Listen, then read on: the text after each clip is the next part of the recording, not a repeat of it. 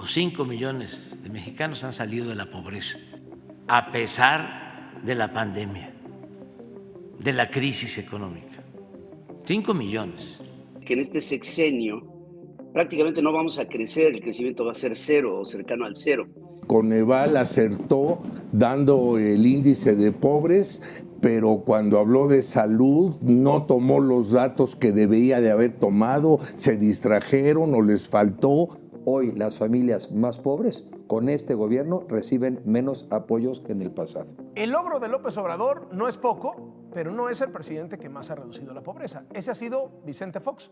La derecha se enquista en pleitos internos y ataques al gobierno de Andrés Manuel López Obrador y mientras tanto la Cuarta Transformación anuncia una reducción histórica de la pobreza en el país, a la cual pues desde luego se le ha querido hacer vacío desde los medios corporativos de comunicación.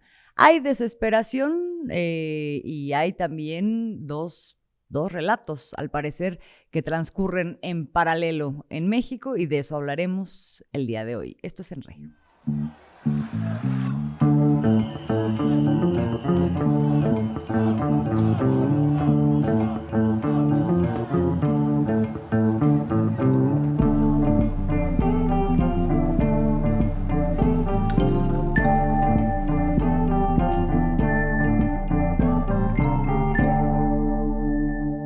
Bienvenidos a una emisión más de Enre. Los saluda Alina Duarte, Oscar Camacho y Azul Alzaga.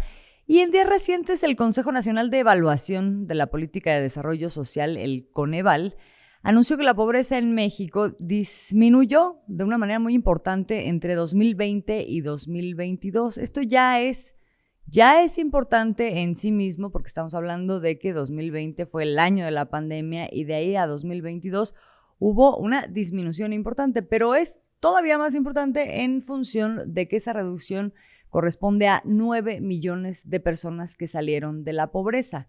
5 millones salieron de la pobreza entre 2018 y 2022, pero 9 millones después de la pandemia en México. Esto, por supuesto, ha tenido muy contento al presidente en las últimas 2 semanas, porque se suma también con otros datos que ya habíamos platicado aquí, y esto es lo que comenta el día en estos días. Me podría morir tranquilo, porque imagínense, teníamos un sueño, buscábamos un ideal, muchos mexicanos, millones de mexicanos, el que se redujera la pobreza en nuestro país y se disminuyera la desigualdad. Y resulta que ya lo logramos. 5 millones de pobres menos, o 5 millones de mexicanos han salido de la pobreza, a pesar de la pandemia, de la crisis económica. 5 millones. Bueno, pues ahí está el ánimo del presidente con esto que pues marca claramente una situación que es la situación en la que se encuentra México. Ya veíamos la situación económica, ahora también estaríamos hablando de la situación social y vamos a ver los números contigo, Alina. Así es, Azul, pues yo creo que lo que ha pasado ha sido drástico, ¿no? Contrario a toda la narrativa que se había impulsado en medios de comunicación y sobre todo de la derecha, pues lo que estamos viendo ahora es esta disminución. Del año 2018, que había 51.9 millones de personas en situación de pobreza, pasaron a ser 55.7 durante el inicio de la pandemia y para 2022 ahí es cuando se reduce dramáticamente a 46.8 millones. Bien lo decía, son casi 9 millones de personas las que salen entre el 2020 y el 2022 de la pobreza. Insisto, son temas que podemos celebrar, sin embargo, pues también todavía habla del gran desastre que se nos dejó en este país y que es, digamos, algo que celebrar, ¿no? Mientras se combate también lo de fondo, porque todavía el 36.3% aún vive en condiciones de pobreza. En donde habría que poner también acento es en el tema de la pobreza extrema, que ahí, pues si bien cuando nos presentan el mapa, pues sí son los más pobres, ¿no? Como dice el presidente, por el bien de todos, primero los pobres, se vuelve una realidad que son estados en donde la pobreza es sumamente alta, que se ve disminuida. Sin embargo, todavía hay 9.1 millones de personas en pobreza extrema, ¿no?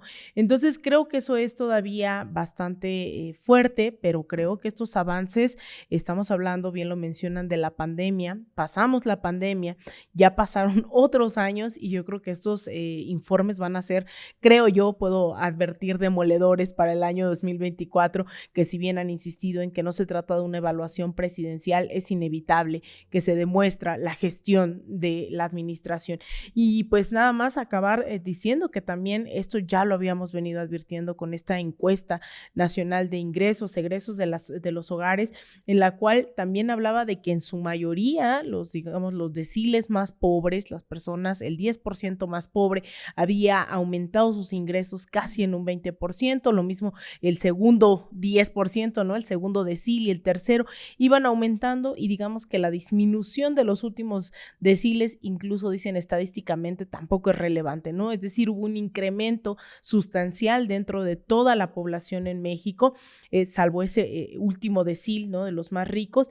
Y también señalar que se demuestra que en estas cifras, en estas múltiples fuentes que se han mostrado durante las últimas semanas, es que las personas indígenas o que tienen alguna discapacidad o que hablan algún idioma originario indígena incrementaron también sus ingresos.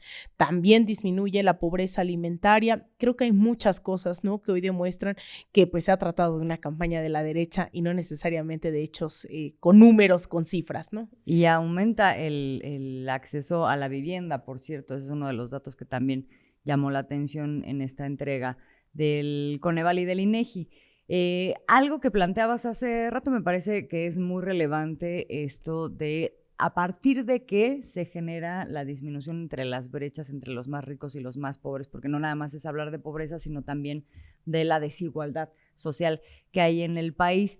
Y es importante esto que planteas porque en el gobierno, por ejemplo, de Enrique Peña Nieto, también se dio una disminución de la pobreza, no de la pobreza, de la desigualdad, pero esta se dio en función de que los deciles más altos tuvieron pérdidas.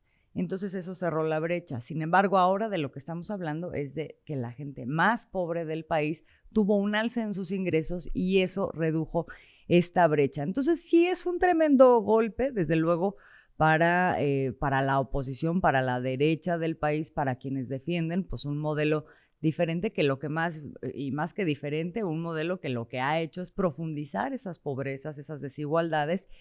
Y pues decíamos, uno de los testimonios más fuertes son esto que tiene que ver con la desigualdad. ¿Cuántas veces hay de diferencia entre el más rico y el más pobre en el país? Decíamos que hubo una reducción con Enrique Peña Nieto que llegó hasta ser de 21 veces la diferencia entre el más rico y el más pobre en el país. Esto baja hasta 15 veces ya en esta administración con Andrés Manuel López Obrador, pero en el gobierno de Felipe Calderón esa diferencia fue de 35 veces entre el más rico y el más pobre. Entonces lo que estamos viendo aquí es que el gobierno, el de Felipe Calderón, que es el gobierno que se considera el más criminal de la historia del país, ¿no? En donde crece en 192% la violencia que se traduce en homicidios, también crece las violaciones a derechos humanos.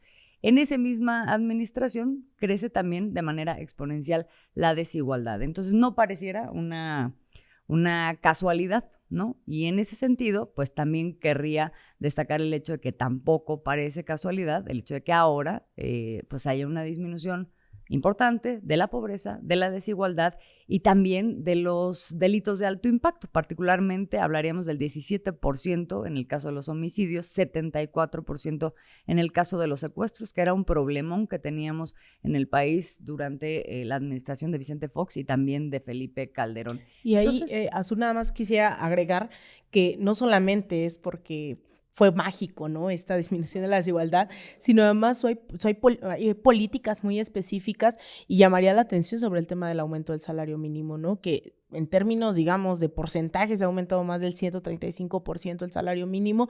Sin embargo, con el tema de la inflación y lo que ha ocurrido durante particularmente los últimos 2 años, aún así los ajustes del salario mínimo han sobrepasado el tema de la inflación. Y eso es lo que veíamos también en esta encuesta de ingresos, que la mayoría de los ingresos es por el tema del trabajo en los hogares, pero ahora es un trabajo mejor remunerado, ¿no? Eso también tiene que ver con las políticas de ajuste fiscal, con un montón de cosas que están pasando, que no es como arte de magia, que es también una de las lógicas de los medios de comunicación, ¿no? Decir que pues todo se debe, que si el dólar se aprecia es cuestión de la NASA y de las remesas, ¿no? Sí, de la luna y los demás. ovnis. Entonces también eso es muy importante. Sí, no, me parece muy bien este listado que haces.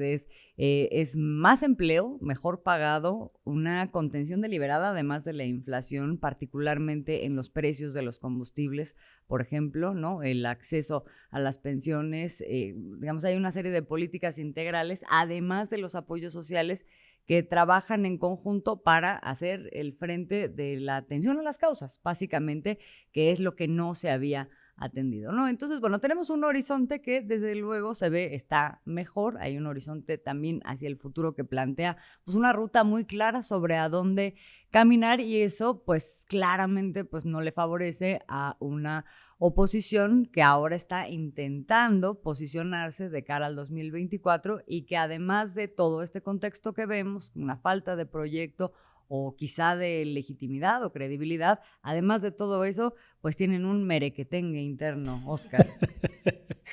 Sí, así es. Solo agregarle una cosita, que no son datos del gobierno, son de organismos autónomos del Coneval y del INEGI, ¿no? Es bien importante, o sea, no se vale de pronto decir, es que el gobierno está dando sus datos y por eso se echa porras. No, son datos de organismos autónomos, ¿no? Entonces que vale la pena resaltarlo ahí. Y como dices muy bien, Azul, tan impresionante como los logros que se han tenido en el combate a la pobreza y la desigualdad por parte del gobierno, de la misma manera impresionante es el proceso del Frente Auténtico Opositor en cuanto a fraudes internos, ¿no? Entre ellos mismos. Algo que los medios de comunicación hasta ahorita han guardado afines a esos partidos, al PRI, al PAN y al PRD, evidentemente. Esos medios han silenciado todo este proceso lleno de fraudes y han pretendido en los medios de comunicación que pase como si todo ha sido limpio y transparente, ¿no? Pero es muy grave porque están seleccionando a su candidato o candidata presidencial. Es decir, es el proceso interno en el cual deberían ellos dar el ejemplo y actuar de una manera limpia y transparente, cosa que no ha sucedido. Y esta acusación de fraude adentro del PRI, PAN y PRD no viene de Morena, no viene de los grupos contrarios a estos grupos, sino que viene de ellos mismos. La propia gente que ha participado en este proceso son los que han denunciado fraude. Son varios hechos. El primero, eliminaron a 12 candidatos ciudadanos y de los cuales 7 denunciaron que ni siquiera les dijeron por qué habían sido eliminados. Simplemente les enviaron un machote y les dijeron, estás fuera, gracias por participar, ¿no? Los ciudadanos, o sea, no hubo ninguna explicación. En segundo lugar, luego se viene todo lo que es su sistema para recolección de firmas, falló. O sea, a la oposición se le cayó el sistema, ¿no? Su sistema para recolección de firmas. Y la misma Xóchitl Gálvez, o sea, fue una de las que denunció y dijo, oigan, como que yo estoy viendo que otros aspirantes están recopilando firmas a diestra y siniestra, algo raro está pasando ahí, ¿no? O sea, no vino de afuera la acusación, sino de adentro mismo. Ese mismo sistema de recopilación de firmas de pronto también fue señalado cuando ya se viene una crisis más fuerte. Dan a conocer que quedan 4 finalistas y eliminan a los 2 del PRD. Esto significó una reacción de enojo de los perredistas y dijeron, ¿cómo que nos eliminan a nosotros? Y ni siquiera nos han dicho por qué nos eliminaron, ¿no? Y empezaron también a señalar toda esta situación. Pero al mismo tiempo que el PRD se inconforma, hay un militante que se las creyó también, que llevaba 29 años en el PAN, y dijo, yo también quiero participar, ¿no? Y se apunta. Cuando ve que lo eliminan, pues empezó a preguntar por qué, y fue a ver a Marco Cortés, y Marco Cortés, de acuerdo con los testimonios de este panista que se llama José Luis Preciado, dice que Marco Cortés le dijo, pues es que ya no la armes de tos, o sea, la que va a quedar es Xóchitl, ya está predeterminado. y renunció al partido luego de 29 años, denunciando todo este fraude interno, ¿no?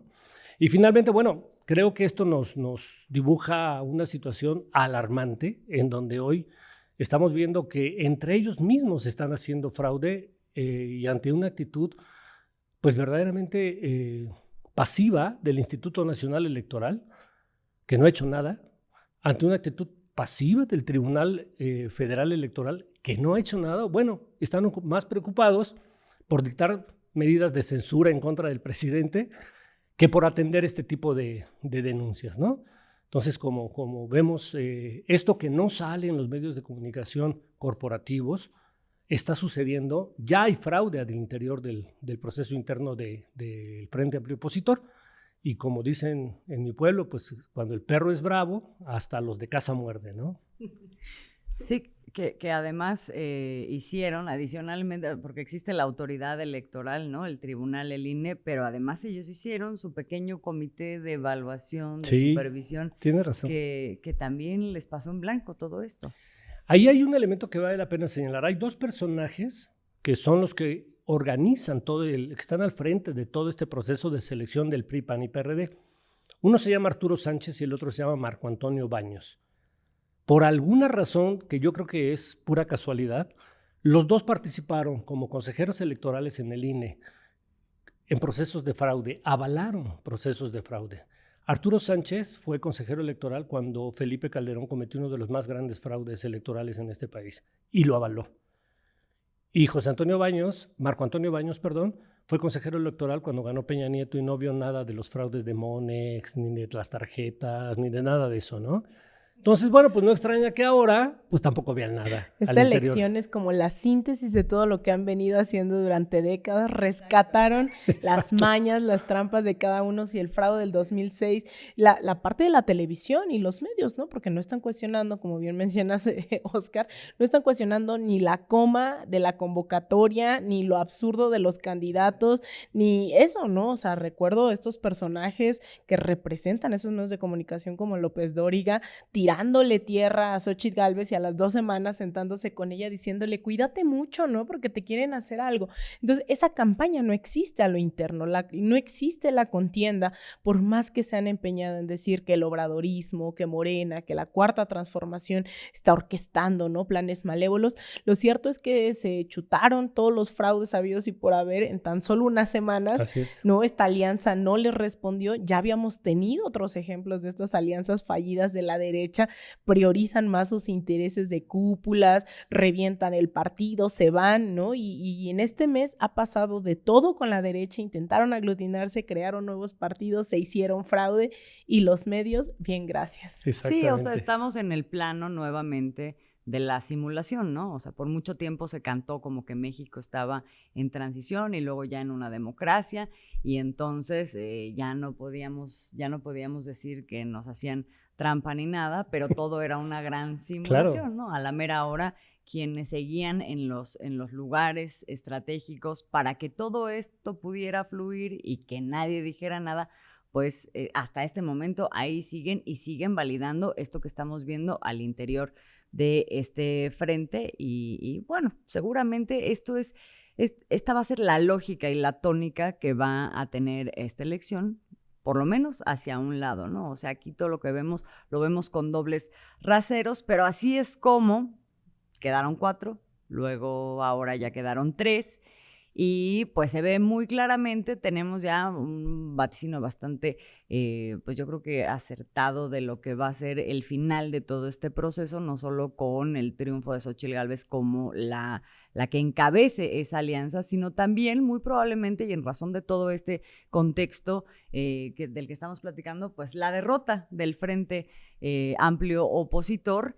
Y sin embargo, y aunque pudiéramos pensar en esa derrota, sí hay cosas que están en juego para estos actores que conforman la oposición. Para unos, lo que está en juego simplemente pues es la supervivencia, como ya vimos en el caso del PRD, que a pesar de que le hicieron este chanchullo, esta chuecura, pues decide mantenerse en el Frente Amplio Opositor y lo sostiene de esta manera. Vamos a escuchar a Jesús Zambrano. Por eso el PRD se mantiene firme en el Frente Amplio por México. Estamos esperando información y aclaraciones suficientes para seguir caminando con mucha confianza y con mucha firmeza en este propósito de construir una nueva mayoría. No seremos los esquiroles que le hagan el juego a Morena. Bueno, ahí escuchábamos a Jesús Zambrano en algo que ha causado evidentemente reacciones por quién era el PRD, esa institución que representaba, en lo que se ha convertido. Pero bueno, donde deja muy claro que lo que está buscando es una supervivencia, literalmente, no desaparecer del mapa. Para otros, lo que significa, sí creo que significa la posibilidad de luchar para no perder todo lo que ahora sí han logrado sostener con su preeminencia en distintos espacios que tienen poder y que han podido frenar la Cuarta Transformación. Particularmente estaríamos hablando de la Suprema Corte de Justicia y también del Instituto Nacional Electoral, de las autoridades electorales y las autoridades judiciales, desde donde claramente toda la administración y ahorita de una manera muy acentuada, pues han seguido saboteando acciones de gobierno por un lado y por otro lado intentando silenciar y acotar lo más posible al presidente, porque la lucha y la disputa sigue siendo contra él. Es decir, lo que vemos no es partidos de oposición activos, más bien están en la lona. Y sí vemos instituciones desde las cuales se está ejerciendo activamente la oposición a través del lawfare. Claro, lo que hemos visto en las últimas semanas en México es no solamente una derecha pues sumamente derrotada en lo electoral, sino también estos grupos, estas cúpulas y estos rastros de lo que realmente fueron las oligarquías durante todas estas décadas en México, actuando y ejerciendo lo que han hecho en América Latina durante los últimos 20 años, ¿no? En contra de todo lo que sea de izquierda, se refiere a sí mismo como progresista, y son dos entes en específico, ¿no? Que vemos con más fuerza aquí, que es justamente el Poder Judicial, por un lado, por otro lado, los medios de comunicación y ciertos organismos autónomos, ¿no? Que también avanzan, a veces dicen, bueno, les vamos a conceder a la izquierda ciertas concesiones, ¿no? De respetar sus derechos, tanto electorales como humanos. Sin embargo, hemos visto durante las últimas semanas y vaya meses, ¿no? Que no es la excepción en los últimos 5 años, cómo es que el Poder Judicial, a través de varias cosas muy específicas, ha intentado frenar la Cuarta Transformación. Y eso está directamente ligado a estas cúpulas oligárquicas. El Poder Judicial es una de las expresiones más claras, permitiendo todos los amparos que son interpuestos por la misma derecha, por la misma Xóchitl Gálvez, por este empresario Claudio X, que está detrás de muchos de los amparos en contra de los megaproyectos, en contra de todo lo que sea la Cuarta Transformación, o este juez que decide interponer un amparo para que no extraditen al Chapo Guzmán, a la par que le permite a Xóchitl Gálvez interponer amparos contra el presidente, ¿no? Esa es su forma de entender la justicia en cuanto les conviene o no les conviene. La otra es también aceptar que toda esta campaña que ya abordábamos aquí sobre los libros de texto gratuito que se emprendió diciendo que ya venía el comunismo en México, pues resulta que las derechas estatales que están en contra del gobierno federal, pues logran imponer también nuevamente estas restricciones para que no se repartan estos libros, en el caso específico en el norte, sumamente conservador, el estado de Chihuahua, y entonces pues el presidente no le queda otra que acatar, ¿no? Dice, acatamos bajo protesta ya en múltiples ocasiones. Entonces por ahí va la lógica de hacer uso, de exprimir hasta la última posibilidad de frenar, sea a través de la mañanera, lo que puede o no decir el presidente, ¿no? Aun cuando se refiere a ellos como los grupos de poder que son y le adjudican violencia en razón de género. Entonces, digamos, esto ha sido sistemático, pero yo creo que hoy el desespero es mucho mayor pensando en que electoralmente tienen 0 posibilidades. Pensando en que tienen 0 posibilidades de ganar la presidencia y pensando en que podrían perder una mayoría o una capacidad de contrarrestar a una mayoría que permitiera hacer, por ejemplo, modificaciones constitucionales. Creo que eso es la aspiración de la oposición, ¿no? Frenar el siguiente presidente o presidenta de la República, ganando o evitando que haya una fuerza como Morena que tenga 2/3 partes para hacer reformas constitucionales. Creo que a eso aspiran. Quieren ganar tiempo histórico, quieren que pasen otros 6 años sin que se vean resultados eventualmente en materia constitucional, para que digan, miren, no pueden hacer nada, ¿no? No hacen cambios importantes, no hacen cambios significativos, entonces ¿para qué se sigue este modelo, ¿no? Esa es, yo creo, que la apuesta de la derecha. Yo creo que la apuesta de la derecha a ganar la presidencia, pues ellos mismos saben que no tienen ninguna posibilidad en este momento. Y me parece importante también destacar la actitud del presidente. O sea, teniendo toda la posibilidad, por ejemplo, de hacer lo mismo que hizo Ernesto Zedillo en el 97, que es quitar a los ministros de la Corte para que eventualmente él ponga a sus propios ministros, como Zedillo quitó a todos los ministros que en ese momento había. Hoy el presidente está siendo absolutamente respetuoso de decisiones absurdas, incluso de la Suprema Corte, del Tribunal y del Instituto Nacional Electoral, ¿no? Aún a pesar de lo arbitrarios, lo ilegales que están siendo, como las medidas de censura, los amparos que están dando para que no se distribuyan los libros, ¿no? Todo esto, el presidente está siendo absolutamente respetuoso y dice, no lo comparto, protesto, denuncia, pero termina acatando. O sea, eso habla de una institucionalidad que difícilmente, yo no recuerdo que se hubiera visto así en décadas pasadas por parte de un presidente de la República, ¿no? Y me parece muy importante esa actitud de respeto.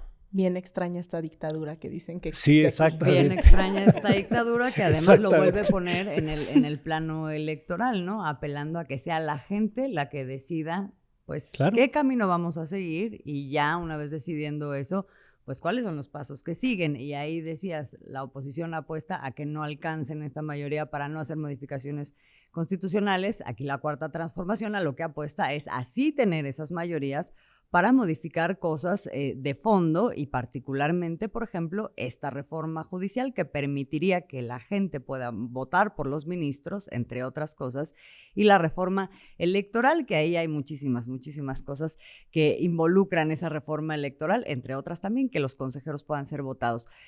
No sé, este es el panorama, no sé si quieran cerrar con algo más, Alina. Pues Oscar. mira, estas reformas creo que se quedan cortas, porque también ahí hay una, a propósito de que hace unos días fue también el Día de los Pueblos Indígenas, y que aquí se está empujando también en el proyecto de nación que se está construyendo. También ahí hay una reforma pendiente que se va a volver a intentar próximamente aquí, que es una deuda histórica también con los pueblos originarios, y que esa reforma implicaría la reforma al menos a 15 artículos constitucionales, ¿no? Entonces estamos hablando no solo del plano electoral, no solo del plano judicial, que no son menores por todo lo que estamos tratando de abordar aquí, pero que va de fondo, ¿no? A las cuestiones estructurales, reparación de los daños. Así que yo creo que esto que se plantea como el plan C, pues definitivamente va a estar sobre la mesa los próximos 11, 12 meses. Sí, sin duda. Yo solamente quisiera agregar a todo esto que hemos venido platicando la última decisión del Instituto Nacional Electoral de emitir medidas de censura a un medio público, al Sistema Público de Radiodifusión, al SPR. Me parece que es gravísimo que por la publicación de una serie de perfiles periodísticos de los candidatos, el Instituto Nacional Electoral decida que eso es ilegal y que eso debe ser bajado y debe ser quitado de las redes. ¿Qué es lo que les molestó?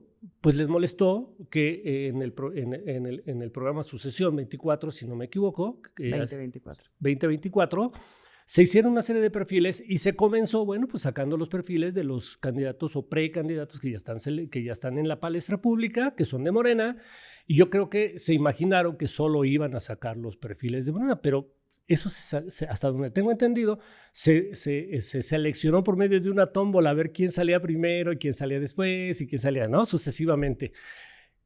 Pero en el INE, pues yo creo que se espantaron y dijeron, ¿por qué están haciendo esto contra nuestros candidatos de la oposición? No se vale. Los que están detrás del INE son los que están, exacto, bajo esa ¿no? lógica. Entonces es muy grave esas medidas de censura. Es muy grave. Yo creo que este tema, el de la censura previa y también la censura selectiva, nos daría para un programa entero que deberíamos de retomarlo, porque está muy presente evidentemente en el debate, y va a ser también una constante este tema porque está tremenda la cosa. Justamente volvemos, ¿no? Y nada más, si me permites dar un datito que ejemplifica lo contradictorio, ¿no? Xóchitl Gálvez, una de las precandidatas de la oposición, dio 300 entrevistas y no le pareció al INE que estuviera haciendo actividad electoral. Sale un perfil de una de las candidatas de Morena y al INE le parece que es promoción electoral y censura. Es absurdo, ¿verdad? Por eso decíamos la censura selectiva y los dobles raseros que están ¿no? de manera corriente ahí en nuestro escenario político nacional. Bueno, nos vamos a quedar con esa promesa. Por lo pronto le agradecemos mucho que nos haya acompañado como siempre en este programa en Red. Somos Alina Duarte, Oscar Camacho y Azul Alzaga. Nos vemos a la próxima y lo invitamos a que nos siga también en nuestras redes sociales en De Raíz Media. Hasta la próxima.